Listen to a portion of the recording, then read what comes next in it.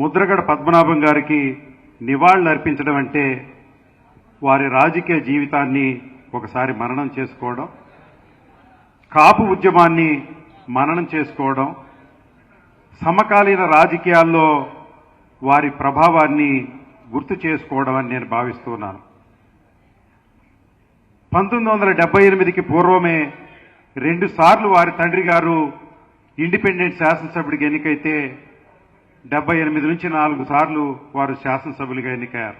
1977లో మొదటి కాపు సమావేశం విజయవాడ పీడబ్ల్యూడీ గ్రౌండ్స్లో జరిగితే 1988లో అది కాపునాడుగా రూపాంతరం చెందుకొని వంగవీటి మోహన్ రంగా ముద్రగడ పద్మనాభం నాయకత్వంలో ఒక ఉవ్వెత్తు కెరటంలాగా 10 లక్షల మంది ప్రజలతో ఆనాడు కాపునాడు జరిగింది.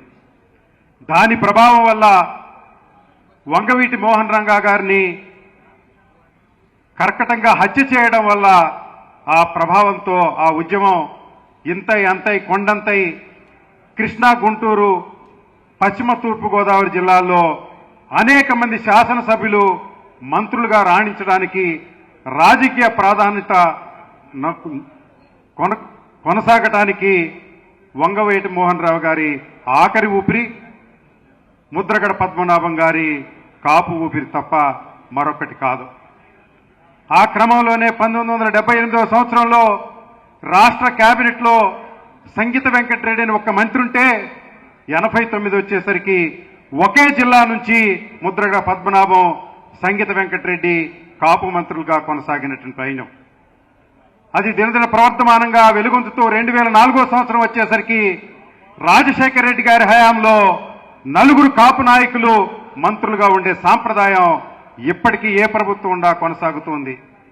ఇప్పటికీ కూడా ఈ ప్రభుత్వాల్లో కూడా 4 కాపులు మంత్రులు తప్పించి ఒక్క వీసమెత్తు కూడా ఏ ప్రభుత్వంలోనూ ఎక్కువ లభించలేదని చెప్పడానికి ఏమాత్రం సంకోచించాల్సినటువంటి అవసరం లేదు.